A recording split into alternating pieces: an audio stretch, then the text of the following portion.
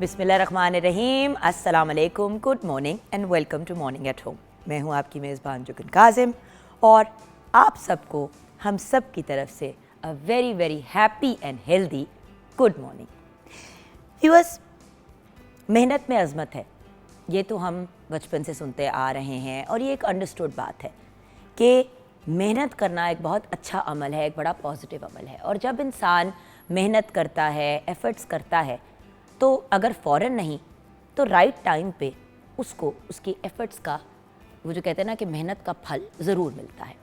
लेकिन आजकल बहुत ज़्यादा एक चीज़ का ट्रेंड शुरू हो गया है और उसका नाम है, उस चीज़ का नाम है स्मार्ट वर्क। यानी कि कम से कम फिज़िकल एफ़र्ट या कम से कम मेहनत करना और ज़्यादा से ज़्यादा उसका फ़ायदा उठाना और ज़्यादा से ज़्यादा उसका बेनिफिट लेना।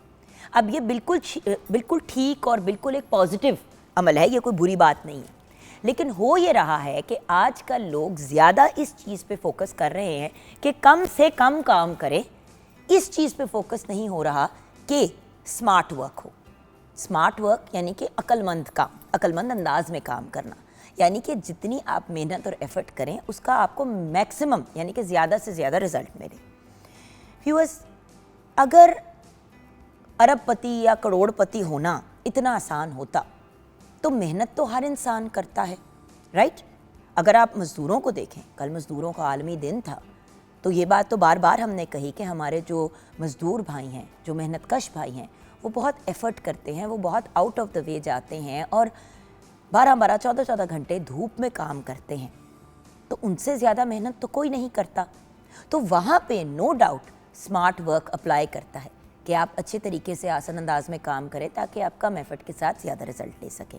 लेकिन जब लोग ये सोचते हैं कि हम कोई भी काम ना करें या बिल्कुल ही वो जो कहते हैं ना लेज़ी हो जाएं, अगर हमारी किस्मत में हुआ तो मिल जाएगा, देखी जाएगी, और घर बैठ जाएं इस इंतज़ार में कि कहीं आसमान से पैसे गिरेंगे या ज़मीन में से निकलेंगे, क्योंकि ये बात मेरे ख़्याल से ज़रा गलत हो जाती है। देखिए व्यूअर्स, मौला अली का कॉल है कि वक्त से पहले और किस्मत से ज़्यादा किसी को नहीं मिलता। बेसिकली कि वक्त से मतलब नसीब से ज़्यादा और वक्त से पहले कुछ नहीं मिलता। लेकिन नसीब जहाँ पे एक बड़ा इम्पॉर्टेंट हिस्सा लगता है हमारे फ्यूचर में, वहाँ पे अगर हम मेहनत नहीं करेंगे, एफ़र्ट्स नहीं करेंगे, तो फिर कौन सा मतलब हम रिज़ल्ट एक्सपेक्ट कर रहे होते हैं। आजकल लोग ये कहते हैं कि भाई अगर सोशल मीडिया पे हर बंदा पैसे कमा रहा है तो हम भी घर बैठ के 2-4 वीडियोस बना के सोशल मीडिया से लाखों रुपए कमाने शुरू कर देंगे।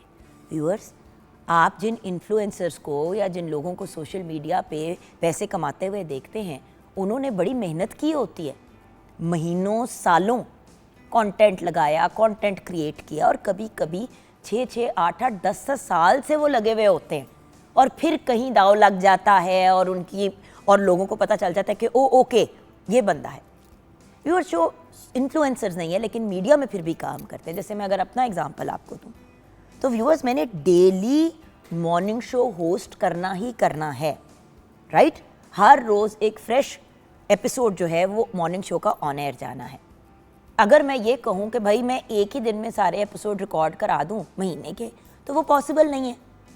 और मैं ये कहूँ कि बस मैं एक दिन महीने में चली जाया करूँ प्रोग्राम होस्ट करने के लिए और बाकी दिन के पैसे मुझे वैसे ही मिल रहे हैं, तो ये बात गलत हो जाती है। सो उसमें भी एक एफ़र्ट चाहिए होता है। देखिए, बहुत सी जगहों पे स्मार्ट वर्क हो सकता है, लेकिन बहुत सी जगहों पे आप जब तक अपना प्रॉपर टाइम नहीं देंगे तब तक आपको उसका मुआवजा नहीं मिलेगा। घर पे बैठ के बहुत से यंग लोग ये एक्सपेक्ट करते हैं कि बस हमें जॉब आ जाएगी या कोई हमें जॉब ऑफ़र दे देगा। बहुत मैंने यंग लोगों को देखा है आजकल, मतलब लास्ट ईयर जिन जिन बच्चों ने अपनी ग्रेजुएशन की, आपने बैचलर्स को कंप्लीट किया, उनके माँ बाप जो हैं वो उनके CV भेज रहे हैं जानने वालों को। उनसे जाके पूछो कि बेटा कहाँ कहाँ पे अप्लाई किया है, तो कहते नहीं वो अब्बू देख रहे हैं, या अम्मी ने बात की है कहीं पे, या बड़े भाई ने हमारी बात की है, या बहन ने की है। तो व्यूअर्स, खुद एफ़र्ट करके, खुद मेहनत करके आगे बढ़ना ही तो सबसे इम्पॉर्टेंट है। इसी चीज़ के बारे में अक्सर मीडिया में भी गिला किया जाता है कि लोग अपने जो नॉन आर्टिस्ट होते हैं वो अपने ही बच्चों को, अपने ही रिश्तेदारों को आगे लेके आते हैं, उस पर भी गिला होता है, नेपोटिज़म जिसको हम कहते हैं।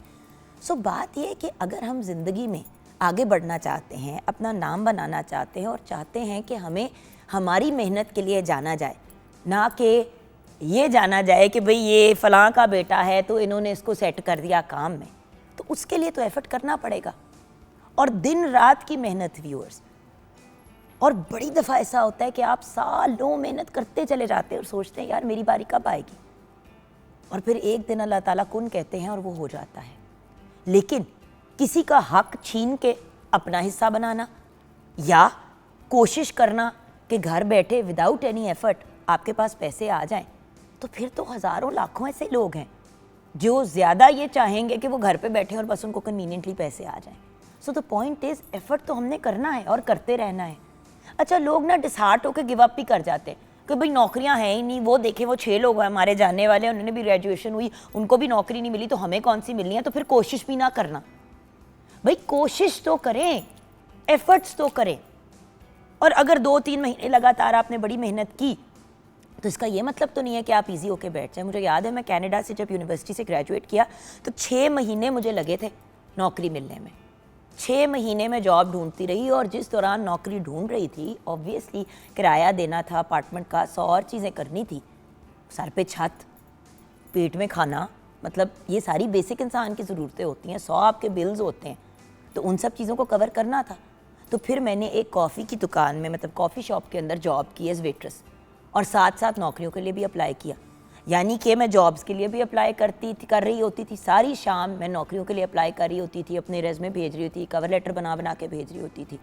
अच्छा, और ये वो वक्त था जब आप ईमेल भी करते थे और जाके फिज़िकली भी जाके छोड़ के आते थे। तो मैं काम पे जाते हुए अगले दिन सुबह जो है वो हर जगह अपनी जहाँ पे जाके छोड़ सकती थी, अपना CV छोड़ती थी, साथ में कवर लेटर छोड़ती थी, अगर किसी से मुलाकात हो जाती तो हो जाती। और 6 महीने लगातार ये करती रही। तो फिर कहीं 1-2 जगह से कॉल आई, जाके वहाँ पे इंटरव्यू दिया, उनमें से भी एक जगह पे बात डन हुई और बड़े कम मुआवजे में हुई, लेकिन नौकरी मिल गई। उसके बाद फिर एफर्ट्स किए चले, वो एक्टिंग का मौका मिला, फिर एक्टिंग शुरू कर दी और वहाँ से छोड़ दिया। लेकिन व्यूअर्स, मेहनत बहुत की है। हम लोगों को उस स्टेज पे देखते हैं जब वो कामयाब हो चुके होते हैं, जब ऑलरेडी उन्होंने घर बना लिए होते हैं, उनका लाइफस्टाइल बड़ा फैंसी हो गया होता है, तो लोग कहते हैं कि देखें उनकी उस बंदे की ज़िंदगी कितनी फैंसी है, कितनी ग्लैमरस है। 2 लम्हे के लिए ये तो देखें कि अगर इंसान एक जगह पे पहुंचा है, एक स्टेज पे पहुंचा है, तो वो किस तरह से पहुंचा है, कितनी मेहनत से पहुंचा है, उसने क्या क्या डिफरेंट किस्म की कुर्बानियाँ दी हैं उस स्टेज पे पहुंचने के लिए। सो अल्टीमेटली आज जो मैं बात कर रही हूँ वो ये है कि जब तक हम मेहनत नहीं करेंगे तो वो जो मीठा फल, वो जो कहते हैं ना मेहनत का फल मीठा होता है, तो वो फल आप तभी इंजॉय करेंगे, चाहे मीठा हो या नमकीन हो या कड़वा हो। अगर आप एफर्ट्स करेंगे तो घर बैठे कुछ नहीं होता। सो प्लीज़ व्यूअर्स, अगर इस वक्त ऐसे लोग भी देख रहे हैं शो को जो डिप्रेस्ड हैं, लो फील कर रहे हैं, तो प्रोएक्टिव होना यानी कि एफर्ट्स करते रहना बहुत ज़रूरी चीज़ है। कुछ पता नहीं होता व्यूअर्स आप किस स्टेज पे क्या काम कर रहे हो। बड़ी दफ़ा ऐसा होता है कि लोग बड़ी शदीद मेहनत कर रहे होते हैं, उस वक्त रिजल्ट नहीं मिलता, लेकिन थोड़ा सा कहीं एक जगह एफर्ट करते हैं और वहाँ से बात बन जाती है। होता बेसिकली ये है कि रब ने देखा है कि आपने कितनी स्ट्रगल की है, कितनी मेहनत की है, और फिर आपके लिए आसानी पैदा कर दी। सो याद रखिएगा कि नसीब से ज़्यादा और वक्त से पहले किसी को नहीं मिलता, और शर्त ये है कि मेहनत करते रहना है और लगे रहना है। हमारे पास किचन में शेफ़ हिबा एहसन है, उनकी तरफ भी बढ़ते हैं। अस्सलाम वालेकुम। वालेकुम अस्सलाम, कैसे हैं आप? अल्लाह का शुक्र है। और साथ साथ व्यूअर्स, अगर आपने हमारे शो का हिस्सा बनना है तो 042992000648 पे आप कॉल कर सकते हैं, और मॉर्निंग एट होम हमारा फेसबुक का पेज है। हिबा, ये बताओ कि आप कैसे हो? मैं बिल्कुल ठीक, अल्हम्दुलिल्लाह। अच्छा, आज का जो हमारा टॉपिक है ये यंग लोगों से, जैसे कि आपके एज ग्रुप के लोगों को बहुत अप्लाई करता है। बिल्कुल। हर बंदा ये कहता है कि घर बैठे कुछ बन जाए। बट जिस तरह बहुत से लोग, जिस तरह आजकल गेमर्स भी जो हैं वो बड़े पैसे कमा रहे हैं यूट्यूबिंग के थ्रू और डिफरेंट टूर्नामेंट्स में पार्टिसिपेट करके। लेकिन वो गेमर्स भी एवं ही तो नहीं अपनी उन्होंने जगह बनाई ना, उन्होंने बड़ा एफर्ट किया, मेहनत की, उनको रिकग्निशन मिली, वहाँ से फिर उन्होंने कुछ किया। ऐसे ही है, बिल्कुल। फिर वो जाके यूट्यूबर बने ना। घर अगर बैठे भी थे तो घर बैठ के भी वो अपनी काम में, अपने क्राफ्ट में मेहनत कर रहे थे। बिल्कुल ऐसा ही है। कभी सुना है कि कोई बंदा किसी बंदे ने ग्रेजुएशन की, वो पढ़ लिख के घर बैठे और बस बैठे बैठे उनको नौकरी मिल गई? बैठे बैठे भी अगर नौकरी मिली तो सीवी तो बना के भेजा ना कहीं। बिल्कुल, एफर्ट तो करना पड़ता है। हर बंदे को ये होता है कि बस इजी वे आउट मिल जाए, बिल्कुल, स्पून फेड किया जाए। स्पून फीड किया जाए। अच्छा ये बताओ कि आज किचन में क्या बना रहे हैं? आज बना रहे हैं cheesy chicken drumsticks. Very nice. तो Yes. इसकी रेसिपी क्या है? ड्रम स्टिक्स तो खाई है, चीज़ी चिकन ड्रम स्टिक्स, जी बिल्कुल। इसका थोड़ा तरीका भी डिफरेंट है और ये हमारी जो दूसरी चाइनीज़ ड्रम स्टिक्स होती हैं उससे थोड़ी डिफरेंट है। चलो जी, रेसिपी। इसके लिए हमें चाहिए मुर्गी का गोश्त बोनलेस आधा किलो, चिकन ड्रम स्टिक्स आपको चाहिए 9 अदद, अदरक लहसुन का पेस्ट 1 खाने का चम्मच, नमक हस्ब ज़रूरत, काली मिर्च पाउडर 2 से 3 चाय के चम्मच, ओरिगानो 2 चाय के चम्मच, सोया सॉस 2 खाने के चम्मच, हॉट सॉस 2 खाने के चम्मच, हरी मिर्च कुटी हुई आप ले लें 2 चाय के चम्मच, मैदा 1 कप, कॉर्नफ्लोर आधा कप, अंडे 2 अदद, चीज़ हस्ब ज़रूरत आपने मोज़रेला और चेडर का मिक्स लेना है, half and half, breadcrumbs हस्ब ज़रूरत और तेल फ्राई करने के लिए। और इसका तरीका भी मैं जल्दी से शेयर कर देती हूँ। आपने जो बोनलेस चिकन है और चिकन लेग्स हैं, ड्रम स्टिक्स हैं, वो आपने हल्के से तेल में और उसके साथ अदरक लहसुन का पेस्ट डाल के, हरी मिर्च, नमक, काली मिर्च डाल के आपने इसको पकने रख देना है। थोड़ा सा पानी ऐड कर सकते हैं। पहले ही आप पहले ही पका लेंगे। अच्छा, नॉर्मली होता है कि कच्चे कीमे बिल्कुल कच्चे कीमे के यहाँ पे पहले से यहाँ पे पके हुए हम चिकन के बनाएंगे। तो चिकन आपने पका लिया, ये सारी ये डर स्पाइसेस नहीं होगा ना, आपने सिर्फ इतना उसको कुक करना होगा कि अंदर से चीज मेल्ट हो जाए, चीज मेल्ट हो जाए, ऊपर से गोल्डन हो जाए। क्योंकि अक्सर ऐसा होता है कि जब आप चीज की फिलिंग करते हैं और मीट बना रहे हो तो जब आप उसको कुक करते हैं तो होता है ये कि आपका चीज मेल्ट हो जाता है और वो निकलना शुरू हो जाता है और अंदर से चिकन कच्चा रह जाता है। ऐसा ही है। तो इसके बाद आप इसमें पोटैटो भी ऐड कर सकते हैं, मैश्ड पोटैटोज़। अगर आपने मैदा और कॉर्नफ्लोर ओमिट करना है वो आप ओमिट करके आप इसमें मैश्ड बॉइल्ड पोटैटोज़ भी 2 से 3 अदद आपने आलू ले लेने हैं। मैश करके आपने सबसे पहले चिकन कुक कर लिया, वो स्टीम हो गया, उसको आपने फूड प्रोसेसर में ब्लेंड कर लेना है, या उसके आप हाथ से अगर करना चाहें तो रेशे कर लें या आप फूड प्रोसेसर में कर लें। उसके साथ साथ आपने उसमें जो बाकी सॉसेज हैं और ओरिगानो है वो ऐड कर लेना है, मैदा कॉर्नफ्लोर ऐड कर लेना है। आपने एक पेस्ट बना लेनी है basically.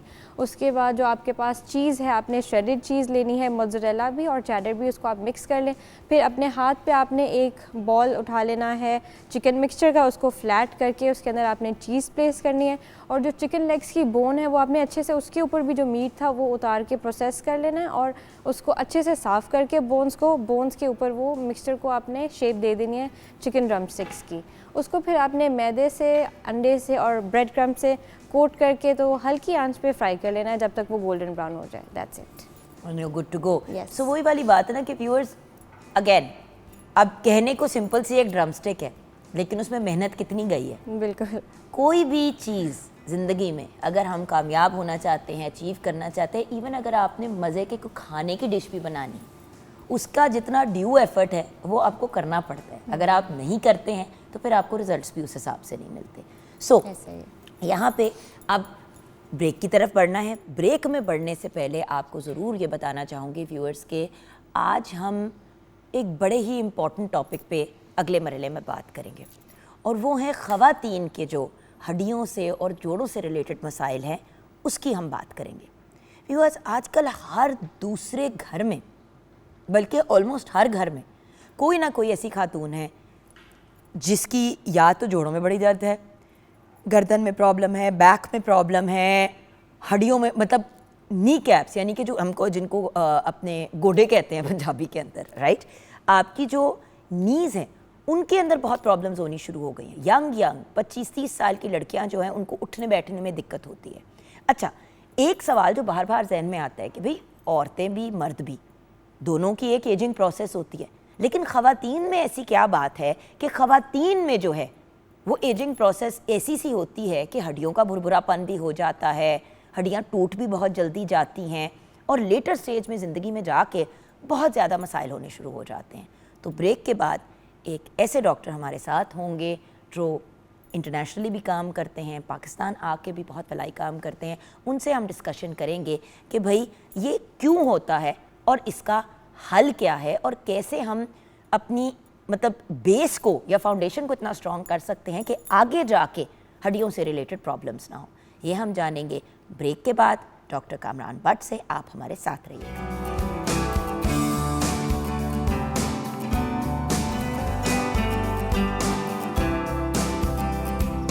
Welcome back from the break viewers. हमारे साथ आपके मेरे हम सब के डॉक्टर हैं, फेवरेट कंसल्टेंट ऑर्थोपेडिक सर्जन हैं, कंसल्टेंट ऑर्थोपेडिक स्पोर्ट्स मेडिसिन के जीनियस हैं।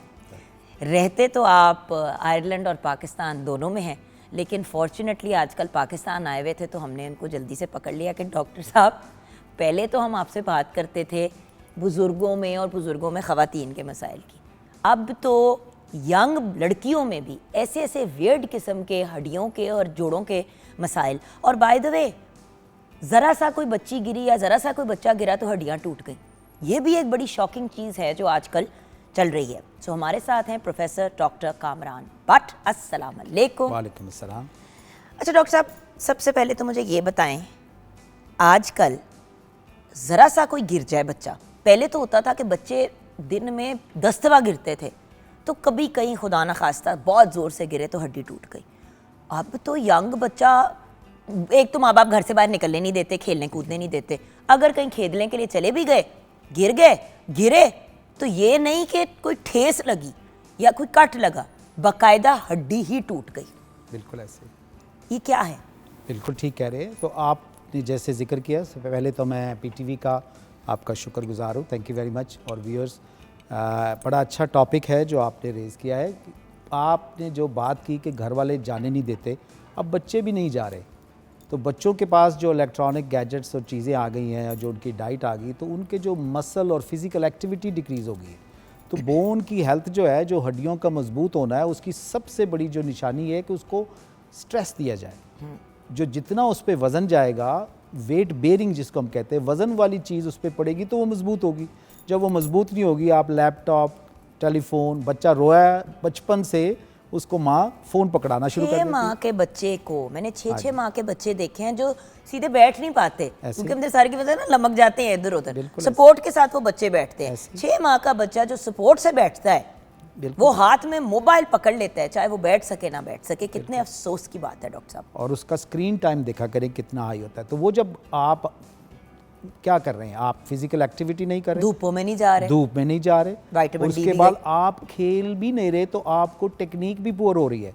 तो कम्बिनेशन ऑफ थिंग्स डाल देखें, आपके मसल ढीले पड़ रहे हैं, आपका पोस्चर ख़राब हो रहा है, आप फिजिकली एक्टिव नहीं कर रहे, और आप खेल भी नहीं रहे, तो आप इतने ईजाइल यानी इतने अच्छे भी नहीं है खेलने में, तो आप रिस्क प्रोन भी, या इंजरी आपको होने का ख़तरा ज़्यादा हो रहा है। उन तमाम चीज़ों को मिलकर आप देखेंगे कि वो फ्रैक्चर करते हैं। अब तो रिसर्च ये कह रही है कि जो नए बच्चे हैं, बच्चे जो मेल हैं, वो 2 से 3 दफ़ा हड्डियाँ तोड़ा लेते हैं जब तक वो 16 साल के हो रहे हैं, और लड़कियाँ भी जो हैं वो 1 से 2 मरतबा।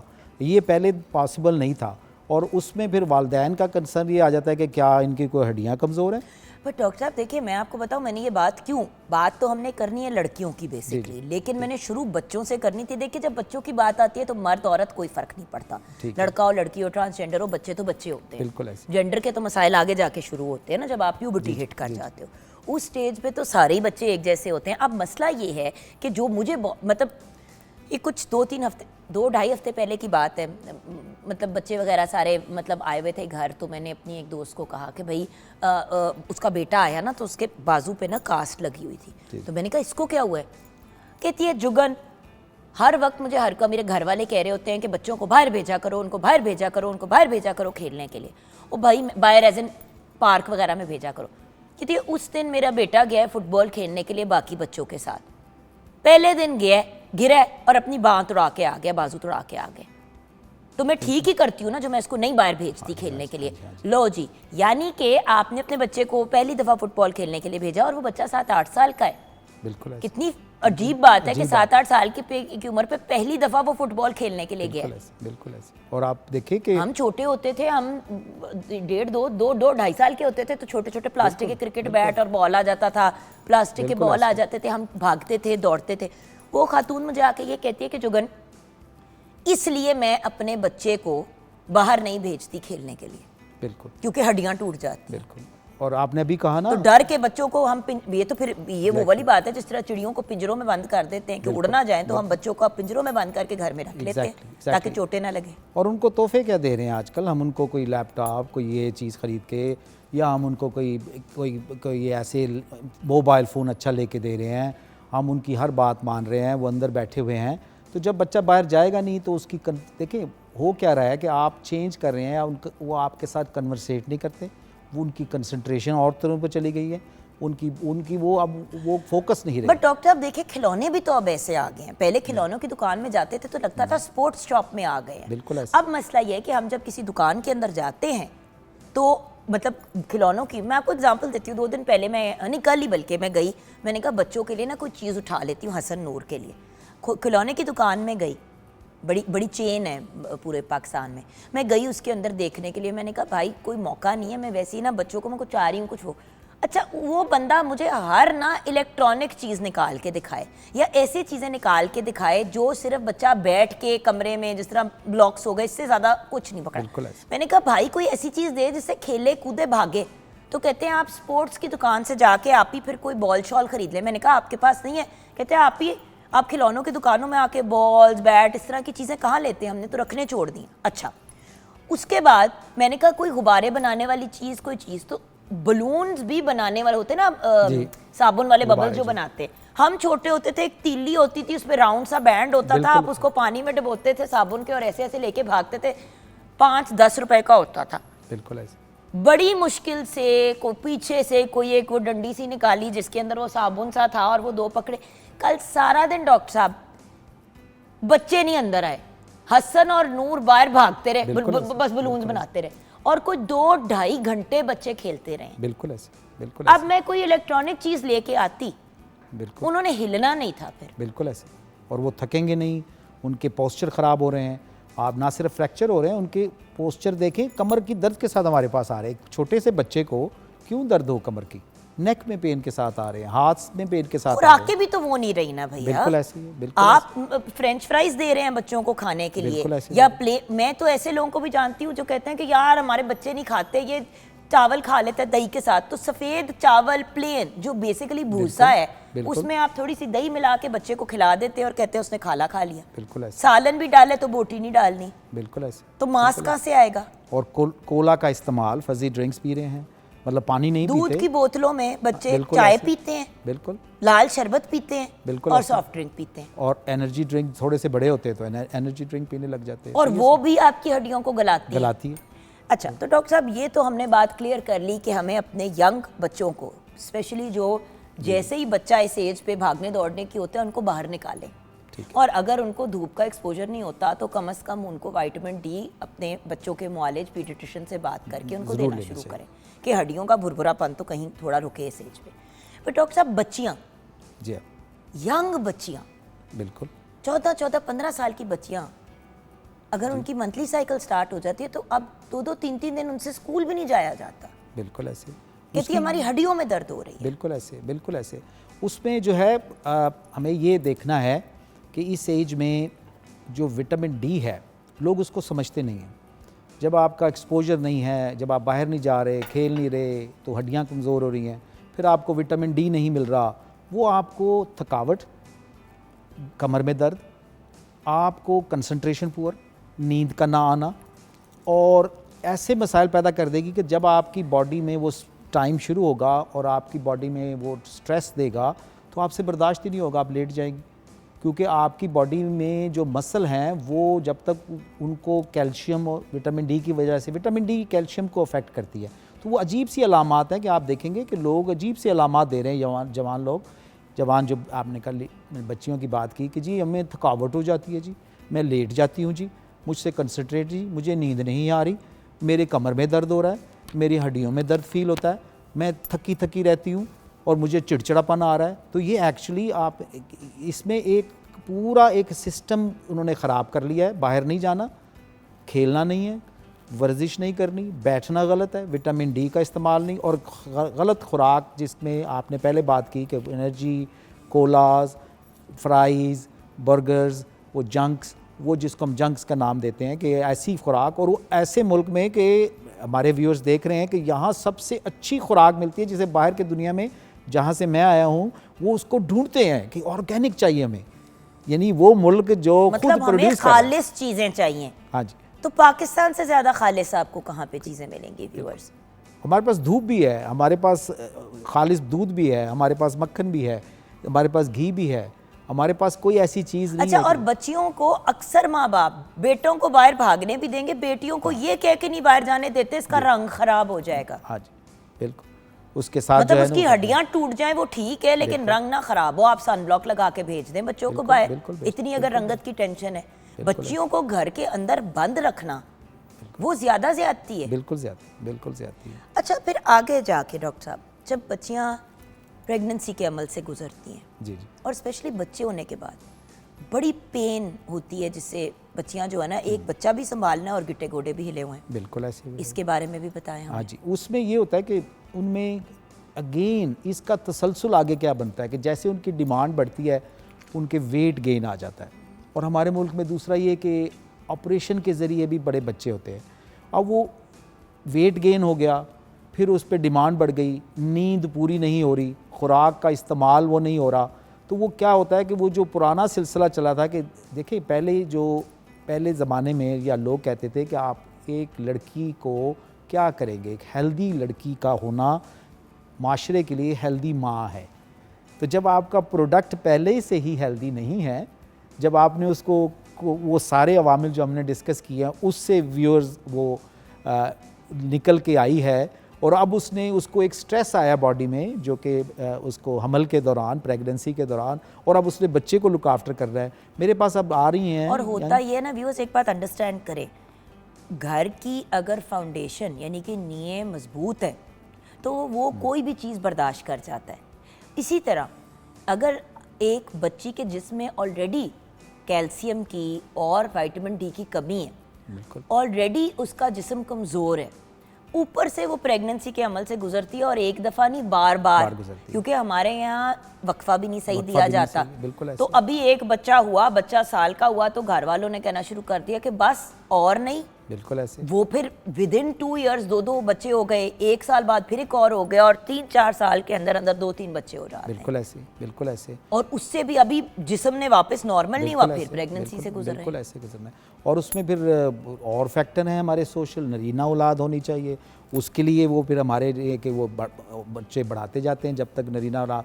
तो बेसिकली ये एक मल्टी फैक्टोरियल जिसको हम कहते हैं, बहुत सी चीज़ें इन्वॉल्व हैं, लेकिन बड़ी बेसिक चीज़ों से ठीक होने वाली है। सिंपल खुराक, वर्जिश, और उसके बाद जो है वो सारी कुछ एहतियातें, विटामिन डी का इस्तेमाल, कैल्शियम का इस्तेमाल, और उसके बारे में अवेयरनेस, और फॉलिक एसिड है जैसे मतलब प्रेगनेंसी में दिया जाता है। तो ये तमाम चीज़ें जो है एक इंटरलिंक, एक दूसरे से कनेक्टेड हैं।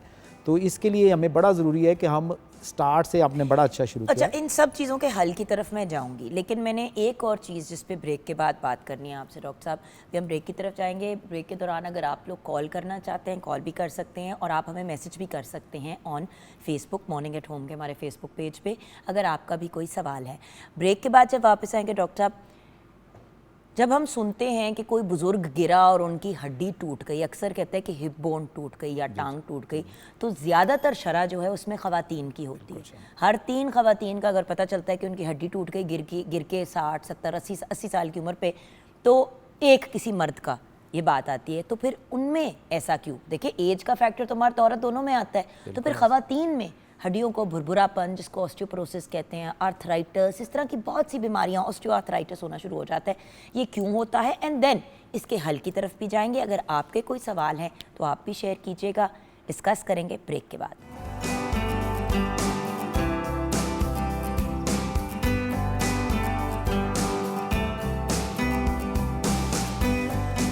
Welcome back from the break viewers. हमारे साथ प्रोफेसर डॉक्टर कामरान भट्ट हैं, consultant orthopaedic surgeon and orthopaedic sports medicine.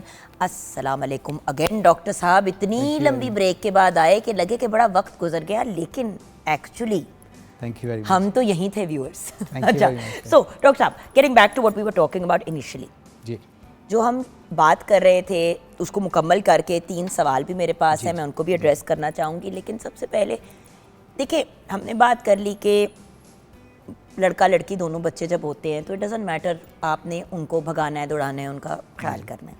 फिर लड़कियां जब मेंस्ट्रुअल साइकिल से गुजरती हैं, फिर बच्चों के बाद का टाइम। अच्छा, अब एक फेज़ आता है जो 65 प्लस का एक टाइम आता है, जिसमें मर्द या औरत कोई भी गिर जाए या कुछ हो तो हड्डियां डायरेक्ट टूटती टूट हैं, जाती। शैटर हो जाती हैं, और ख़वातीन तो अक्सर हिप रिप्लेसमेंट सर्जरीज की तरफ जाती बिल्कुल हैं ऐसी जाती है, या नी कैप उनकी रिप्लेस करनी ऐसी पड़ जाती जाती है, ऐसी। है। ये क्या मामला है? उस केस में तो एक दफ़ा कोई बुजुर्ग हो गया, मर्द हो या औरत, 65 के बाद, फिर भी औरतें ज़्यादा सफ़र कर रही होती हैं। बिल्कुल ऐसे। How come? ये आज व्यूअर्स के लिए ये मैं आपको आज कुछ फिगर्स दूंगा। ये इतने इम्पोर्टेंट फिगर है कि मैं चाहूँगा कि इस प्रोग्राम के तवज्जो से हर आदमी इसको नोट डाउन करे। औरतों की जो साख्त है वो साख्त मर्दों से हाइट कम है, बोन का मास, बोन कम है, कम हड्डियाँ हैं, पतली हड्डियाँ हैं। कोई औरत जो 57 केजी से कम है वो समझ ले कि उसको रिस्क हो गया है कि हड्डियों का बुरबुरापन जल्दी होगा। 4 गुना औरतें मर्दों से 4 गुना औरतों 4 गुना 4% नहीं 4 गुना उनको रिस्क है ऑस्टियोपोरोसिस का, 2 गुना उनको रिस्क है ऑस्टियोपीनिया जिसको हम कहते हैं हड्डियां कमज़ोर होना। औरत जो 50 साल से ऊपर है उसको 50% चांस है कि वो इस प्रोसेस में चली गई है। औरतें जो जिनकी माहवारी जल्दी आ जाती है या माहवारी से गुजर रही हैं, पहले 5 साल उनकी हड्डियों का 10% बुरबुरा हो जाना है, 5 साल के लिए 10%। औरतों में जो फ्रैक्चर्स है कूल्हे के जो आपने जिक्र किए वो मर्दों से 5 से 10 साल पहले आ जाते हैं, और इसको हम अब साइलेंट किलर का नाम दे रहे हैं। कि होता ये है कि इसमें भी एक प्रॉब्लम है कि जब उनको फ्रैक्चर हुआ तो फिर पता चला ऑस्टियोपोरोसिस है, उसे मिस नहीं करना, फैमिली ने भी उन्होंने भी। अब मैं आता हूँ कि औरतों को क्यों, क्योंकि एक जेनेटिक्स है कि औरतों को इस तरह बनाया, अल्लाह ताला ने बनाया है कि उनके कद मर्दों से कम है, हड्डियाँ उनसे कमज़ोर पतली हैं, उसके अलावा वज़न कम है। तो आप देखोगे औरतें ही ज़्यादा झुक जाती हैं। उसमें फिर उसके अलावा उनके जो हार्मोन्स का हिसाब है, जब वो स्पेशली इस एज में ख़ास माहवारी बंद होने के बाद जब वो हार्मोन कम होते हैं तो हड्डियाँ तेज़ी से खुरना शुरू हो जाती हैं। और उसके साथ अगर वो खुदा न खास्ता, हमारे मुल्क में तो ये मसला कम है कि उसके साथ अगर उनकी हेल्थ में कोई स्मोकिंग शामिल हो गई या कुछ और, या ज़्यादातर लोग जो डायबिटिक हैं, डायबिटिक और जो स्टीराइड लेने पड़ गए जिनको गठिया वगैरह का, तो आप एक ऐसे सर्कल में हैं और आप देखेंगे कि कूल्हे का फ्रैक्चर हुआ या रिस्ट का हुआ या बाजू के ऊपर हिस्से का या कमर का, ये 4 फ्रैक्चर्स को वॉच करें। इसमें ख़वातीन को इसमें फ़ौरी तौर पे इस प्रोसेस में ले लें कि इन्हें बुरबुरी हड्डियाँ आप समझ ले हो गई हैं, ये नहीं है कि वो हुआ ही फ्रैक्चर इसके लिए।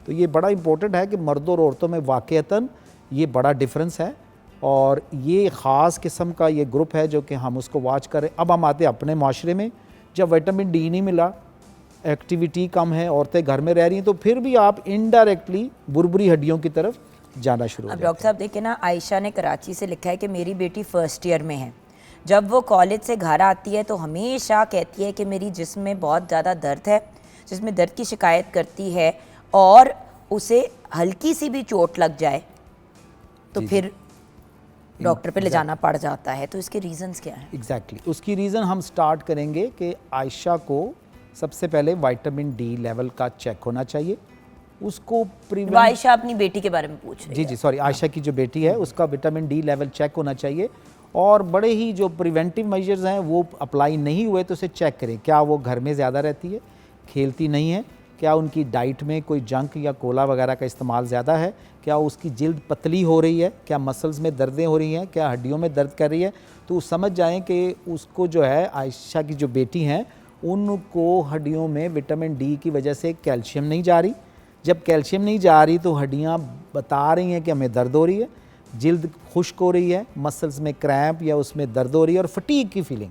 ये जो आपने बात की, जो हमारी जो व्यूअर आयशा अपनी बेटी के बारे में सवाल किया वो सुन रही हैं, तो वो फटीग एक अलामत है कि विटामिन डी से कैल्शियम नहीं जा रहा और वो हड्डियाँ कमज़ोर हो रही हैं। अच्छा डॉक्टर साहब, इकरा ने भी सवाल किया विटामिन डी से रिलेटेड, तो फिर विटामिन डी का तरीका बता दें लेने का। कि इकरा इस्लामाबाद से कह रही हैं कि मेरे 3 बच्चे हैं और 3 बच्चे होने के बाद मेरे अंदर विटामिन डी की डिफिशेंसी हो गई है, दवाई लेने के बजाय खुराक में क्या कोई ऐसा ज़रिया नहीं है जिससे इसे पूरा किया जाए? तो इस पॉइंट ऑफ व्यू से आप दोनों को गाइडेंस दे सकते हैं। दोनों को गाइडेंस, इसमें बड़ी अच्छी बात है, बिल्कुल खुराक के ज़रिए। खुराक के अलावा ना, तो पहले तो बात ये है कि खुराक के अलावा और भी कोई चीज़ है जिसको हम कहते हैं सन, तो जब सूरज इस मुल्क में 300 दिन होता है साल में, उससे भी ज़्यादा, तो बाहर निकलना डायरेक्ट और इनडायरेक्ट जो सन का एक्सपोजर है, तो उसमें आपको 1 घंटा जब बैठेंगे तो विटामिन डी जिल्द के नीचे होती है, इनएक्टिव होती है, वो इस हालत में नहीं होती कि काम करे। जैसे ही वो सूरज पे जाएगी तो वो एक्टिव फॉर्म में आएगी और वो काम करेगी। तो आपका वो जो question, coming back to the answer, कि वो आपको जिल्द से मिलना शुरू हो जाएगी। नंबर 2, आपके जो है लीफी वेजिटेबल्स, जैसे आपके ऐसे जो है नट्स हैं, ग्रीन लीव्स हैं, उनके अंदर ये मौजूद है। फिश है, उसके अंदर ये मौजूद है। अंडे की जर्दी में मौजूद है। तो वो ब्रोकली आजकल हमारे के उसमें आते हैं, उसमें मौजूद है। इसके अलावा जो हमारे ये बादाम वगैरह है, चीज़ें हम इस्तेमाल करते हैं, उसमें मौजूद है। तो ये बड़ा ज़रूरी है। दूध पे मैं ज़रा कंट्रोल कराऊंगा। इंसान वो वाहिद अल्लाह ताला ने मखलूक बनी है जो कि अपने बचपना, जब वो वीनिंग जिसको हम कहते हैं, कि जब बच्चा बड़ा हो जाता है फिर भी दूध का इस्तेमाल कॉन्स्टेंटली रखता है। बाकी जानवर जो हैं वो जो दूसरे, और वो दूध का इस्तेमाल, तो दूध का इस्तेमाल जो है ना, उसमें फ़ैट है, उसमें मुख्तलिफ चीज़ें हैं।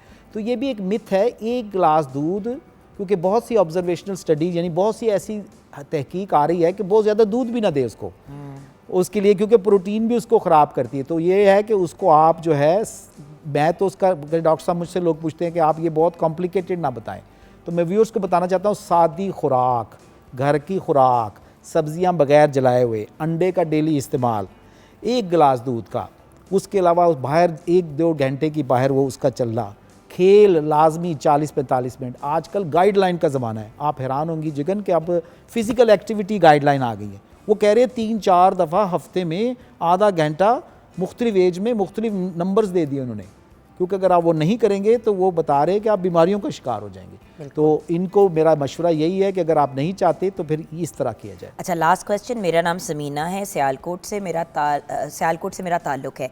मेरा बेटा यूनिवर्सिटी के प्रोजेक्ट्स के लिए अक्सर जो है वो लैपटॉप, फ़ोन वगैरह का इस्तेमाल करता है, जिसकी वजह से उसकी गर्दन में बहुत दर्द रहती है और उसका कुब भी निकल आया है। इसका कोई हल है? जी हाँ, ये बहुत कॉमन हो गया। इसको हम कहते हैं कि आपका सर आपके जो पीछे कंधों से आगे है, तो आप एक टेक्स्ट नेक बना रहे हैं, आप एक नेक को आगे करके यहाँ से प्रेशर दे रहे हैं। तो उसके लिए उसको, उस वजह से उसको राउंड बैक, यानी हम कहते हैं उसकी कमर इस तरह पोस्चर, यानी गोल हो जाती है। अब इसमें जो मेन चीज़ जो आई है, तहकीक ने यह साबित किया कि ऑर्गोनॉमिक्स, ये क्या चीज़ है व्यूअर्स, कि आपका पहला तो, अगर उसने, देखिए मैं ये नहीं कह सकता कि लैपटॉप बच्चे का बंद करा दे, प्रोजेक्ट है उसका। तो ऑर्गोनॉमिक्स का मतलब ये है कि अब जैसे फिजियो होते थे, इस तरह वो देखते हैं कि इसकी हाइट कितनी है, वो किस तरह बैठेगा, किस लेवल पे लैपटॉप को या डेस्कटॉप को कन्वर्ट करेगा, क्या वो खड़ा होकर काम करेगा तो वो बेहतर है।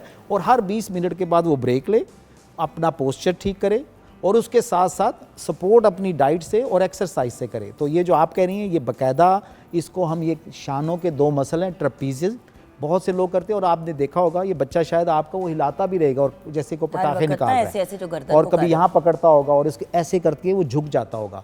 लिहाजा ये टेक्स्ट नेक है, ये आप टेक्नोलॉजी नेक कह लें, और ये जो है ये प्रिवेंटेबल है अगर वो ये सारे काम करे।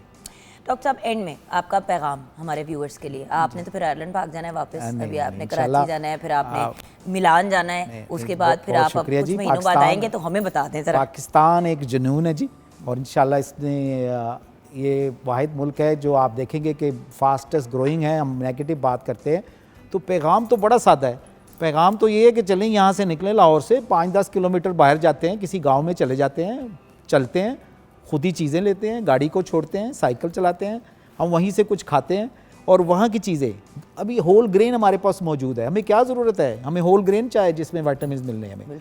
हमें चाहिए जो है ना, हमें छलियाँ हमारे पास हैं, हमारे पास मक्खन है, हमारे पास डेयरी प्रोडक्ट्स हैं, तो उसके अलावा हमारे पास सब्जियां हम खुद ग्रो करते हैं। तो मेरा पैगाम यही होगा कि ये जो बहुत फैशनेबल ये बर्गर्स खाने हैं, ये बड़ी शॉप्स हैं, ये वो है, सारा प्रोसेस फूड है, शुगर प्रोसेस है, उससे बचें, और सिंपल चीज़ें जिसको कहते हैं ना। और एक और चीज़, दिन का मतलब दिन है, रात का मतलब रात है। ये जो आप उठना है सुबह के टाइम, तो काम करना है दिन के टाइम, और रात को सोना है, लेट खाना 8-9 बजे। तो मैं तो सादगी की तरफ ही इनको मैं कहूँगा। बेसिकली अगर हम अपने असल की तरफ, उस तरफ वापस लौट जाएं जहाँ से मामलात शुरू हुए थे, तो ज़िंदगी बहुत आसान हो जाएगी, और ये बहुत सी तकालीफ जिनसे हम गुजर रहे हैं, हम इनसे बच सकते हैं। जैसे कि डॉक्टर साहब ने कहा हड्डी टूट जाती है तो तब पता चलता है, तो हड्डी टूटने का इंतज़ार क्यों करते हैं?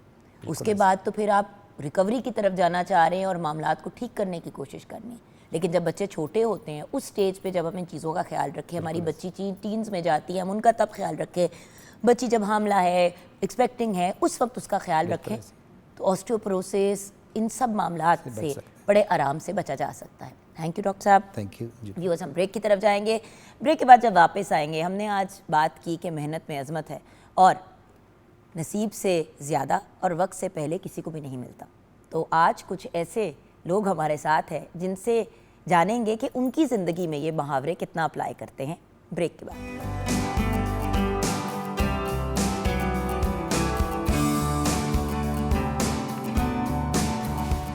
भाई क्या बात है। अस्सलाम वालेकुम निदा, कैसी हैं आप? सलाम, थैंक यू। अच्छा, एक मजे की बात बताऊं निदा, आपका नाम मेरी पहली जो लाइव 5 days a week वाला जो मॉर्निंग शो था ना, उनकी प्रोड्यूसर वाला नाम है।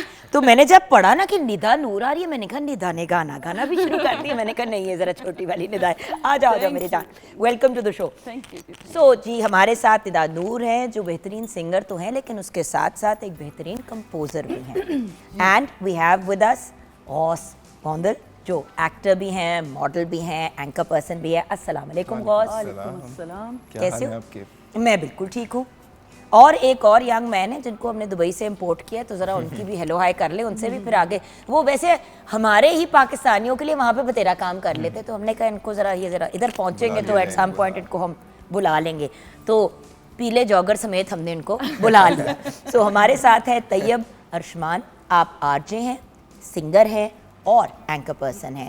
आपको अवार्ड किया गया, बल्कि दुबई पुलिस से 4 साल कंसेक्यूटिवली इनको अवार्ड्स भी दिए गए। वो क्या थे वो भी इनसे हमने जानना है। And winner of mister UAE international 2022 best personality award भी इनको मिला। अस्सलाम वालेकुम तैयब। वालेकुम अस्सलाम। बहुत अच्छा लग रहा है आपको देख के, शानदार फील आ रहा है एंड फीलिंग वेरी नाइस माशाल्लाह। Thank you very much once again बुलाने के लिए। हाँ, आपके जूते देख के मुझे बड़ी खुशी हो रही है, बिकॉज मुझे I am a sneaker fan.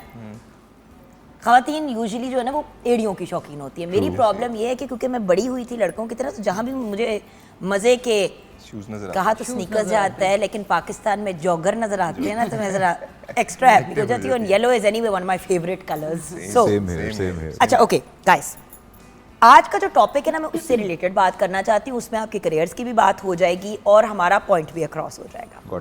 मेहनत में अजमत है, लेकिन आजकल स्मार्ट वर्क का ज़माना है, तो यंग लोगों ने स्मार्ट वर्क को बेसिकली इस चीज़ में अब ट्रांसलेट कर लिया है कि भाई काम ही नहीं करना, अक्लमंदी ये है कि ना काम करो। जबकि स्मार्ट वर्क का मतलब ये है कि जब एक दफ़ा आप अपने आप को इस्टेब्लिश कर लें, अपनी जगह बना लें, फिर कम से कम काम करके ज़्यादा से ज़्यादा उसका आउटपुट बनाएं, लेकिन क्वालिटी पे नहीं कॉम्प्रोमाइज़ करना। इधर तो बच्चे यूनिवर्सिटी से ग्रेजुएट करते हैं और उसके बाद अपना CV तक नहीं अब आजकल बनाते। सो इस वक्त जो हमारे सामने अकम्पलिश्ड लोग बैठे हैं, उनकी भी कोई कहानी है ना, मेहनत करके यहाँ पे पहुँचे हैं। मैं दुनिया में व्यूअर्स किसी ऐसे इंसान को नहीं जानती कि जो एक दिन उठे और कहे हाँ मैंने बहुत कामयाब होना है, और वो घर से निकले और वो हो गए। एक जर्नी होती है। So let's start with you Tayyab, आप अपने बारे में हमें बताइए। मुझे किसी ने पूछा कुछ अर्सा पहले कि आपने ज़िंदगी से क्या लेसन सीखा है। मतलब इस उम्र पे क्यों आपसे पूछ रहे हैं, खत्म हो गया मामला? नहीं, जिस तरह भी अभी तो शुरू है। अभी आपने जैसे सवाल पूछा मेरे से कि आपका करियर जो है वो कहाँ से स्टार्ट हुआ और कहाँ जाता है, मेहनत के बारे में जिक्र किया, तो इतना ज़्यादा एक्सपेक्ट मत करें लाइफ से। जब आपकी एक्सपेक्टेशंस हाई नहीं होंगी ना, तो आप लाइफ में बहुत सॉर्टेड फील करोगे। बिल्कुल। So less expectations and obviously उसका रिजल्ट जब आपको मिलेगा then you will feel very happy. So मेरा मान अपनी जर्नी कैसे स्टार्ट हुई?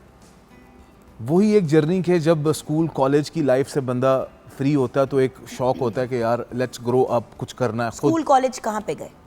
I was born in Lahore but I was raised in Saudi Arabia. ठीक है, समझ आ गया। तो वो लाइफ जो थी वहाँ की बड़ी इम्प्रेसिव लगती थी। तो जैसे ही मैंने अपना स्कूल कॉलेज लाहौर में ख़त्म किया तो देन आई शिफ्टेड UAE और कहा था कि बस 1-2 महीने माजी घूम फिर के वापस आ जाऊँगा। But suddenly I start working, job ढूंढना शुरू कर दिया, काम मिला, बहुत मुश्किल था। देखिए, यहाँ पे तो चलो अम्मा अब्बा सलाम दुआ, कोई जान पहचान, कोई ना कोई, कुछ नहीं तो परचून की दुकान, यानी कि आप कोई ग्रोसरी की दुकान में ही नौकरी कर लेते हैं। और थे कोई जानने वाला नहीं होता। उधर जानने वाला अगर सगा आपका बाप भी हो तो उनके कहने पे आपको कोई नौकरी नहीं देने वाला। उधर जाना है और अपनी क्रेडिबिलिटी पे करना है।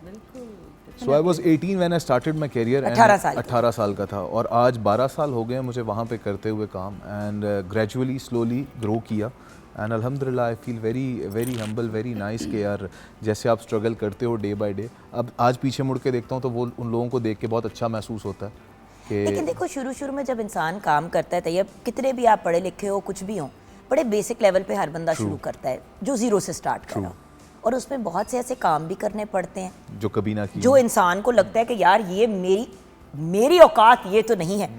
एक्चुअली सबसे ज़्यादा इंसान को ना अना या आपकी ईगो जागती ही 16 से कोई 21-22 साल की उम्र तक है, उसके बाद बंदे की तबीयत सेट हो चुकी होती है। बट ट्रस्ट मी, अगर आपको ग्रो करना है या आपको किसी भी फील्ड में आगे बढ़ना है तो आई बिलीव वो अना, वो लेकिन ego, आप अब ये कह रहे हैं, उस वक्त क्या महसूस होता था, मैं ये जानना चाहती हूँ। ये आज Very आप hard लोगों time. को मोटिवेट के थ्रू मोटिवेट करना चाहती हूँ, उन यंग लोगों को जो घर पे हाथ धर के बैठे और कह रहे हैं हम कुछ नहीं कर सकते।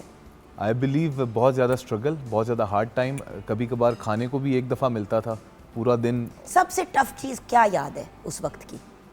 जब एक दोस्त ने घर से ये कह के निकाल दिया था कि यार मेरे पास अब इतने फाइनेंसेस नहीं है कि मैं तुम्हें भी साथ अकोमोडेट कर सकूं, सो फाइंड अ जॉब, और मैं रोड पे था और बारिश हो रही थी, and this is a true story. तो वो मुझे वो लम्हा आज तक याद रहता है। वहाँ पे रह रहे थे, रह के मतलब शेयर करे थे या उन्होंने when I was very new आओ over तुम there, साथ रह लो। Yes. असल में ये भी तो बड़ी प्रॉब्लम है ना हम पाकिस्तानियों की कि हम कहते हैं आ जाओ सौ बिस्मिल्लाह, आओ रुको, तीसरे दिन फिर तंग होना शुरू हो जाते हैं। तो कह ही दो शुरू में कि भाई हफ्ता 10 दिन रुक जाना, 10 दिन तक, उसके बाद ताकि अगला भी खुद ही किनारा कशी कर ले उस हिसाब से। मेहमान नवाज होते हैं ना ज़्यादातर, तो नहीं, वो मेहमान नवाजी शुरू में होती है, बाद में फिर वो मेहमान जहमत लगने से पहले ही हैंडल कर लो ना मामला। तो मैं आज भी लाइफ में उस फेज़ को याद रखता हूँ, तो मैं खुद बहुत मोटिवेट फील करता हूँ कि यार वो लम्हा, वो टाइम जब था कि जब when I was on road और मुझे नहीं पता था मैंने आगे कहाँ जाना है और पीछे क्या है, लेकिन बस इतना विजन था कि यार I want to get success in life. So अल्हम्दुलिल्लाह थिंग्स आर वेरी फाइन। वही वाली बात है ना व्यूअर्स, जो मैं आपको बताती हूँ कि मैंने एक साल यूनिवर्सिटी के ज़माने में, जब पहला साल था मेरा, तो जब फाइनेंसेस के इशू हुए, वर्क स्टडी प्रोग्राम में सिर्फ सफाई वाले की जॉब रह गई थी क्योंकि कोई भी स्टूडेंट नहीं करना चाहता था। वो एक बची कुची नौकरी थी, मिन्नतें तरले की, उन्होंने कहा जी करनी है तो ये कर लो, ये कोई भी नहीं करना चाहता। अच्छा जी कर ली। वो जो पहला हफ्ता टाकी लगाते हो, जो होता है ना वो बड़ा वाला मॉप होता है, उसे साफ करके जो आंसू मेरे बह रहे होते थे, इसलिए नहीं क्योंकि काम मुश्किल था, इसलिए क्योंकि पोछा लगाना पड़ रहा था और जिंदगी में कभी नहीं लगाया।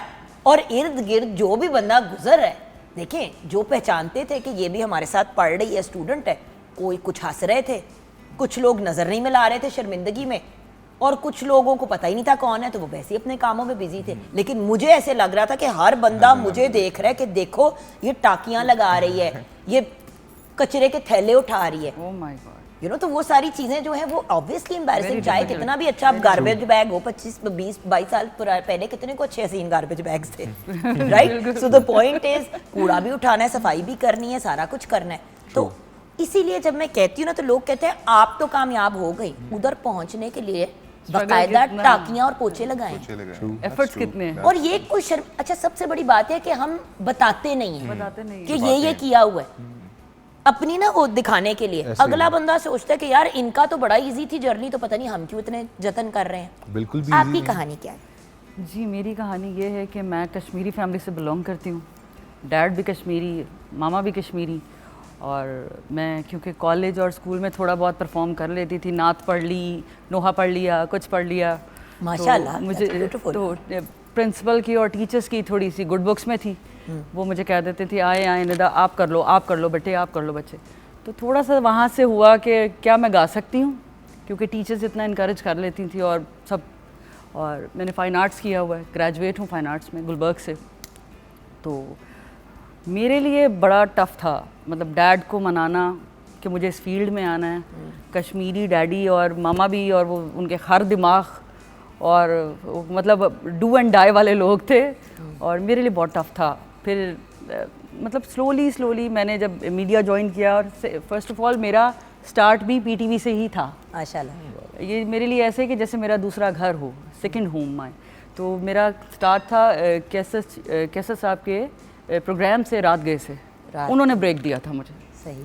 कि ऐसे ही कहा निदा गा के देख लो, शायद मैडम कंट्रीब्यूट करते हैं, शायद कुछ कैसे अच्छा ही साहब करते हैं। हमारे माशाल्लाह से Pakistan television network Lahore centre के जी। जनरल मैनेजर हैं जी, और बिल्कुल। मेरे भी उस्ताद हैं। जी जी जी, मुझे इनकरेज करने वाले ही वो थे कि कर लो, मैडम को एक ट्रिब्यूट देते हैं।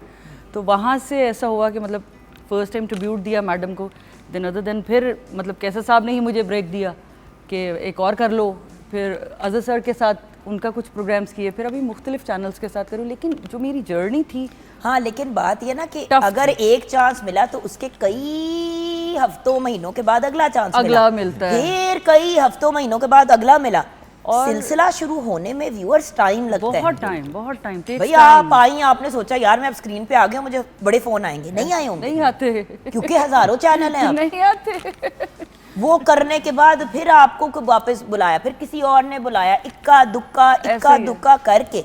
ये नहीं है कि गाड़ी को स्टार्ट किया और रूम करके निकल गए, ऐसा नहीं होता। ऐसा नहीं होता। बस आपसे बेहतर कौन ये बता सकता है। मेरी जो गाड़ी है वो अभी तक चल रही है सफर के अंदर। नहीं बट बॉस देखो ना, आपने एंकरिंग, फिर मतलब न्यूज़ चैनल, आपने तो हर तरीके से एफर्ट किया और मेरी तो बिकॉज आपकी तो जर्नी मेरे सामने है। बिल्कुल ऐसे ही है, बिल्कुल ऐसे ही। वहीं से शुरू करूँगा मैं सबसे पहले तो मुझे शौक था मॉडलिंग का। वो मेरे लिए बहुत इजी जॉब थी, मुझे टेंशन नहीं थी, मैं स्क्रीन पे आ गया, हाइट थी, सारा एक फुल पैकेज था कंप्लीट। मॉडलिंग के हद तक तो मामला बिल्कुल ठीक था मॉडलिंग के हद तक ठीक था। और अल्लाह का शुक्र है बड़ा काम भी आपने किया। बिल्कुल बिल्कुल, अल्हम्दुलिल्लाह, अल्लाह का शुक्र है कि अभी भी चल रहा है वो वो तो काम चल ही साथ रहा है, साथ। हाँ। उसके बाद मुझे जब मेरी ग्रेजुएशन हो रही थी तो मुझे हुआ कि यार हमें कुछ करना चाहिए अब, लाइक मॉडलिंग से हट के, बिकॉज ये वो भाई खाली कोई पैशन स्टेबल नहीं है। इनकम भी हो ना। Modelling Exactly. तो आपको पता है, शूट आ गई एकदम से पैसे ऐसे ही। आ गए, हो सकता है तब 2 महीने कुछ ना आए, कैंपेन ना आए। ऐसे ही बाबा कहते होते थे यार ये तो चलो ठीक है तुम साथ साथ कर रहे हो, लेकिन एक परमानेंट जॉब होनी चाहिए। उस टाइम समझ नहीं आती थी ये चीज़ें। उस टाइम ये एक बहुत बड़ी पिक्चर नज़र आ रही होती थी कि अच्छा नहीं ये चल रहा है, ये चल रहा है, अभी अर्निंग हो रही है, चलो कोई नहीं, खैर है, करते जाते हैं आराम से। फिर लेटर ऑन जैसे जैसे सेमेस्टर करीब आते गए तो स्पेशलाइजेशन करने का टाइम आ गया। तो मैंने कहा यार इलेक्ट्रॉनिक्स मीडिया में ना मज़ा नहीं है, एडवर्टाइजिंग पीआर में, क्योंकि वो एक ऐसा स्किल है कि क्रिएटिविटी निकलती है उसके अंदर। एडवर्टाइजिंग के अंदर आप आइडियाज़ प्रपोज करते हो, आपको पता चलता है कि 360 मीडिया क्या चल रहा होता है, प्रोडक्शन बैकग्राउंड आपको उसके एडवर्टाइजिंग के अंदर बेसिक आपको सारी मीडियम्स मिल जाते हैं। तो हमने कहा चलें ये करते हैं। मीनवाइल शौक था एंकरिंग का, स्क्रीन से रिलेटेड मॉडलिंग थी यार। और दूसरी बात सबसे बड़ी ये है कि गौस, आप मॉडलिंग में जब शुरू में कोई भी गुड लुकिंग लड़का या लड़की आते हैं और अगर उनको थोड़ी रिकग्निशन मिल जाए तो उनको काम मिलता है, चल सो चल। लेकिन जैसे ही अगला न्यू हॉट फेस आ जाता है फीमेल या मेल का, तो बाकी सारे फिर साइडलाइन हो जाते हैं, फिर उनको बहुत काम मिलता है। तो मॉडलिंग का और लाइफ भी बहुत छोटी सी लाइफ है इसकी, मैक्सिमम 2 से 3 इयर्स की लाइफ है इसकी मॉडलिंग की। उसके बाद नया चेहरा आ जाता है, फिर वो स्टैंडर्ड सारे चेंज हो जाते हैं ब्रांड्स के, और हर किसी की अपनी चॉइस बन जाती है। Modelling is fine, but when you talk about वो फिर तो वो इसमें नहीं है। सो खैर फिर न्यूज़ एंकरिंग का शौक था बहुत टाइम से, लेकिन उर्दू नहीं आती थी। अजय तो वो उर्दू नहीं आती थी, अब मसला यहाँ असल खड़ा हो गया। हमने कहा क्या करेंगे। एक बटेर सा चेहरा मुझे नजर आता था, एक जगह पे हम दोनों एक ही जगह पे काम कर रहे थे। कहती थी अब क्या हुआ है गौस? कहता कुछ नहीं यहाँ पे। मैं कहती थी क्या हुआ है? कहते कुछ नहीं, कह रहे उर्दू इम्प्रूव करो। लगा हूँ सारा दिन काम भी करता हूँ, फिर जाके उर्दू भी सीखता हूँ, मैं क्या करूँ? आपसे वही बेहतर कोई नहीं जान सकता इस चीज़ इसने बड़ी मेहनत की है, इसने बहुत मेहनत की है इस लड़के ने। क्योंकि मैंने देखे कुछ लोग होते हैं जो आके आपको बताते हैं आई हैव सीन हिम, इसका दिन रात का कोई टाइम नहीं होता था। इसको जिस टाइम बुलाते थे चैनल वाले ये पहुंच जाता था।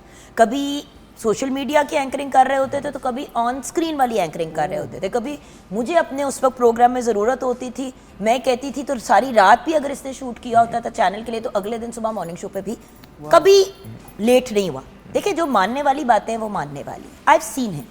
बड़ी एक खूबसूरत बात होती है कि जब गौस आपकी जर्नी किसी ने विटनेस की हो। बिल्कुल बिल्कुल। एंड जैसे जोगन आप कह रही हैं कि आप जैसे लोग जब विटनेस करते हैं ऐसे लोगों की जर्नीज, तो वो अपने आप में एक प्राउड फील करता है इंसान के।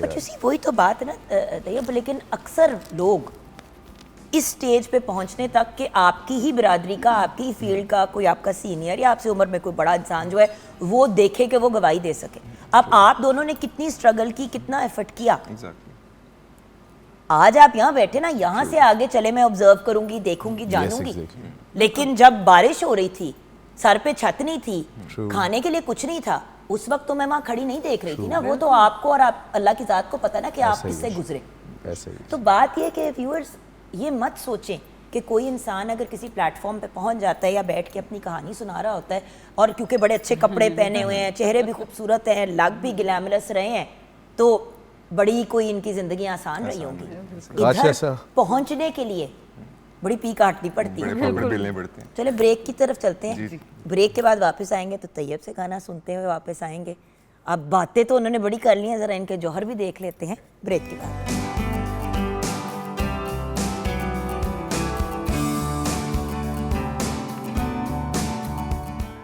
Thank you very much. Absolutely gorgeous. लेकिन बात यह है कि इतने बड़े से आदमी से इतनी नर्म और मुलायम सी आवाज़ हम एक्सपेक्ट नहीं कर रहे थे। क्या बात है। Thank you very much. I was expecting something very different, but absolutely love. वो कहते हैं ना, कभी भी किताब को कवर से जज नहीं करना। पढ़ना I जरूरी would है। have thought that it would probably be rap, kind of hip hoppy, whatever, because एक लुक है, लेकिन म्यूजिक उससे बहुत मुख्तलिफ। सो बात ये है कि यही चीज़, मेहनत, बाकी सारी चीज़ें अपनी जगह, प्री जज नहीं करना। ऐसे ही कौन कितना जोगा है आपको नहीं पता You never know. जब तक वो अपने जौहर दिखाए। और अपने आप को एम्बैरेस करने से बेहतर है कि अपनी ज़ात पे फोकस करें, ना कि दूसरों का फेल करने का इंतज़ार करें। ये भी बड़ी प्रॉब्लम है। ऐसे ही है। एक अपनी कामयाबी का इंतजार होता है, लेकिन उससे ज्यादा दूसरे की नाकामी पे नजर फोकस रखी होता है, होती जो है, बहुत सैड बात है। बहुत सैड बात है और लोग करते हैं ये। बहुत ज्यादा। वही ना, अपने घर को नहीं देखना, साथ वाले घर में साथ नजर को रखनी है देखना कि क्या ये हो क्या रहा कर है। रहे हैं। अपने घर के पहले मामलात साम लो, अपने साम लो, उसके बाद टाइम हुआ जो मर्जी करो, टाइम ही नहीं मिल रहा। किचन में नजर डालते हैं, इधर भी इन 8,000 आपने बनाए थे चिकन पीसेस, तो वो गए किधर हमारे मासूम से। कुछ अभी फ्राई हो रहे हैं और ये वाले बिल्कुल रेडी हैं। सही। और इसके साथ सॉस भी तैयार है। अच्छा, अगर आपके पास घर पे बोन्स नहीं हैं तो आप इनको पॉप्सिकल स्टिक्स के साथ भी बना सकते हैं। ये जैसे मैंने ये वाले फ्राई कर रही हूँ, ये मैंने पॉप्सिकल जो आइसक्रीम स्टिक्स होती हैं उस पे मैंने लगा के फ्राई कर दिए। ठीक है। इफ़ इन केस आपके पास बोन्स नहीं है, और अगर आपके पास पॉप्सिकल स्टिक्स भी नहीं है तो आप इनके कटलेट्स बना लें। Cutlets चीज़ बना लिए filling के साथ with the कटलेट्स cheese। बना लें इजीली। तो कोई मतलब बात यह है कि अगर कोई, जिस तरह अक्सर लोग जो रेसिपी लकीर के फकीर होते हैं ना, वो इस पे फंस जाते हैं बिल्कुल कि आए हाय हमारे पास तो मुर्गी की टांगे नहीं हैं या वो बनाने के लिए स्टिक नहीं है। तो बात ये है कि आप उसके कटलेट्स Cutlets बना बना सकते लें, हैं। exactly, वो तो एक easily। ड्रम स्टिक दिखने में मज़े की चीज़ होती है उस हाँ पॉइंट जी। ऑफ व्यू से। खैर, अब पढ़ते हैं आप लोगों की तरफ कि ये बताइए कि आजकल काम, मसरूफियत, क्या मामलात हैं। अल्हम्दुलिल्लाह थिंग्स आर वेरी गुड। 30 दिन रमज़ान गुजरा और वेरी बिजी और बहुत ही खुशी महसूस हुई। आई वाज आपने वर्किंग दुबई विद पुलिस के साथ बहुत काम किया Yes. पाकिस्तानियों के लिए, साउथ एशियंस के लिए। Yes exactly. अभी रिसेंटली रमज़ान से शुरू करता हूँ कि 30 दिन I was busy and with the collaboration of और दुबई अपनी तबीयत पुलिस। भी खराब थी भाई द वे। 30 दिन काम, लोगों को लगता है कि शायद बहुत लग्जरी लाइफ वहाँ गुजारते हैं, लेकिन ऐसा बिल्कुल नहीं है। 12, 13, 14, 15 घंटे जब आप बिजी रहते हो, 2-3 घंटे सोने को मिलते हैं, तो it's very tough and hectic. लेकिन बहुत अच्छा महसूस हुआ। रोज़ 1500 लोगों को हम लोग इफ्तार करवाते थे हर रोज। हर रोज़। माशाल्लाह। So it was 30 days campaign with Dubai police initiative with vibe FM. तो हमने क्या किया कि रेडियो की टीम और दुबई पुलिस ने मिलकर इस बार इनिशिएटिव लिया, बिकॉज जिस रेडियो स्टेशन से मैं बिलोंग करता हूँ वो भी पाकिस्तानी है। सो हमारी कोशिश ये होती है कि बीइंग अ पाकिस्तानी ओवरसीज़ इतना कुछ करें कि यार अपने जो लोग हैं, अपनी कम्युनिटी है, एटलीस्ट उसमें हम कुछ अच्छा दिखा सकें, लाइक व्हाट्स हैपनिंग। और कुछ नहीं तो हिस्सा तो डाल दें, दिखा सके या ना दिखा सके, कोई हिस्सा तो डाल सके। और बात यह है कि व्यूअर्स, अगर आप 15,000 या 1500 लोगों को नहीं भी खाना खिला सकते तो एक को तो खिला सकते हैं ना। शुरू तो किसी भी लेवल पे आप कर सकते हैं। तो मैंने देखा है लोगों को जब हम मील डिस्ट्रीब्यूट करते थे, वो मुस्कुराहटें, वो खुशियाँ बखेरते हुए। बहुत सारे इनिशिएटिव, एक और इनिशिएटिव उसमें से हम लोग करते हैं कि रोज़ 4 लोगों को ईदी देते हैं। It's worth 2000 dirhams, 500 dirham. Wow. So वो भी ऐसी लेबर कैटेगरीज में जाके, जहाँ पे लेबर कैंप्स होते हैं, जो ब्लू कॉलर वर्कर्स हैं, तो बहुत अच्छा लगता है उनको देख के कि जब पूछते हैं कि क्या करेंगे, तो बैक होम यार ईदी घर सेंड करेंगे, माँ को भेजेंगे, बीवी को भेजेंगे। How तो sweet. खूबसूरत लगता है कि जब लोगों के चेहरों पे आप मुस्कुराहटें बखेरते हो। एंड अल्हम्दुलिल्लाह I am feeling very blessed कि ओवरसीज़ वहाँ रहते हुए अपने लोगों के लिए कुछ करने का मौका मिलता है। एंड अल्हम्दुलिल्लाह for everything. But thank you so much. अभी डॉक्टर का अमरान आयरलैंड से आए थे, हमने उनको पकड़ लिया। तुसी दुबई तो ऐसे ऐसे सोनू फाड़ लेता थे। आप देखें आगे मोहब्बत आपकी। कौन हमें कल के प्रोग्राम के लिए मिलता है। But thank you. आपका शुक्रिया बहुत बहुत, आपकी पूरी टीम का बहुत शुक्रिया। बिल्कुल। What about you Nida, latest क्या हो रहा है? लेटेस्ट ये हो रहा है जी, मैंने अपना खुद का म्यूज़िक प्रोडक्शन हाउस खोला हुआ है और उसको मैं खुद ही से रन कर रही हूँ। Well done. मैं जी थैंक यू। मैं अपने गाने खुद ही बना रही हूँ, कंपोज कर रही हूँ, म्यूज़िक भी इवन उसका खुद ही सब अरेंज करवाती हूँ। मैंने बॉयज़ रखे हुए हैं और एक स्टूडियो बनाया हुआ है, और क्योंकि उस तरह से कुछ मतलब अब देखे ना, मेहनत तभी भी जारी है। बड़ी नाम जारी अगर है। बंद भी गया है तो अब अपना स्टूडियो बनाना पड़ा, क्योंकि मामलात उस तरह से नहीं हो रहे थे जिस तरह आप चाह रहे थे। सो यही तो मैं एक्सप्लेन करती हूँ व्यूअर्स के, एक वो कहते हैं ना, अराइव होने के बाद भी आपको मेहनत करनी Still पड़ती it's a है। journey. ये नहीं है कि आप एक हर बार अगले पहुंच second गए कुछ तो ना बस कुछ बैठ गए। हर अगले सेकंड कुछ ना कुछ हमें लर्न करने को मिलता है। हमेशा आपको कहा है व्यूअर्स, नंबर 1 पे पहुंचना इतना मुश्किल, इतना शायद बहुत ही आसान है, उस पे रहना दुनिया का मुश्किल तरीन काम है। दाव तो उधर तुक्का तो लग ही जाता है, हाँ, बिल्कुल। लेकिन मेंटेन करना मुश्किल। फाइंड कॉस्ट, व्हाट्स गोइंग ऐसे ही ऑन। है, आपकी जो बात है उसको मैं आगे से कंटिन्यू सेकंड इस तरह से करूँगा कि असल मेहनत तो अब शुरू हुई है। अचीव तो आपने कर लिया जो आपने करना था, लेकिन उसके बाद की स्ट्रगल तो सही वाली है जो अब आपने करनी है। So, मैं बेसिकली कमर्शियल एक्टिंग और मॉडलिंग के साथ साथ एंकरिंग के बाद मैंने सोचा कुछ और होना चाहिए, तो मैं घुस गया बिजनेस में। बिकॉज बाबा की वही बात थी कि कुछ प्रोफेशनली कुछ चूज़ करो जो कि आपको ब्रेड एंड साथ बटर कर आपका चलाता रहे साथ साथ। सो मैं घुस गया कंस्ट्रक्शन के बिजनेस में। एक घर बनाया, 2 घर बनाए, थोड़े से टेढ़े बने, कुछ सीधे भी बना दिए। तो फिर जिनके मैंने टेढ़े बने, सॉरी हॉर्स यहाँ पे अगर आके उनको आपने मारना है नहीं, तो वो मैं अगर यहाँ पे आके 1-2 लगानी है तो यहीं पे बैठा हुआ है वो अभी। मैंने सीधे करने के लिए फिर मैंने कहा यार नहीं, अब कुछ करना चाहिए। तो वो अगेन दोबारा एक नई जर्नी शुरू की मैंने इंटीरियर डिज़ाइनिंग करने के लिए। NCA से क्लासेस स्टार्ट किए मैंने अभी रिसेंटली, दिसंबर में स्टार्ट की थी। मैंने इनिशिएट किया था कि यार अब थोड़ा सा ज़रा काम सीधा कर लें, अच्छी बात है। Well done. तो उसके लिए अभी क्लासेस वगैरह ले रहा हूँ, मास्टर्स कर रहा हूँ बेसिकली वहाँ से मैं। और अब एक नई जर्नी है, एक नया चैलेंज है जिसको अचीव करना है। अभी खाली ग्रेजुएशन मतलब अभी पढ़ना है, पढ़ने के बाद भी इम्प्लीमेंटेशन, उसकी असल जर्नी स्टार्ट होगी वहाँ से। सही। सो ये एक नया इनिशिएट था मेरा जो लाइफ चेंजिंग है मेरे लिए। एक और स्टिल अभी इतना बड़ा होके उसके बावजूद भी अभी सीख रहे हैं, सीखना पड़ता है। भाई हाँ, यहाँ पे तो लिविंग लेजेंड्स आते हैं Exactly. और वो कहते हैं कि जी हम तो अभी भी सीख रहे हैं। सीख रहे हैं। That's true. एक्चुअली वो कहते हैं ना अंग्रेजी में, the greatest wisdom is in knowing that you know nothing. जब आप ये तस्लीम कर लेते हो कि आप कख नहीं जानते, बिल्कुल। तो फिर आप सीखते चले जाते हैं आखिरी सांस तक। आखिरी जब आपको लगता है कि मैं हूं, मैं सब कुछ आ गया है, वहीं से आपका डाउनफॉल शुरू होता डाउनफॉल शुरू हो जाता है। है। Thank you so much for joining us. नहीं, आपका बहुत वेलकम बहुत शुक्रिया। वेलकम, आपका बहुत बहुत शुक्रिया, आपने हमें इनवाइट किया।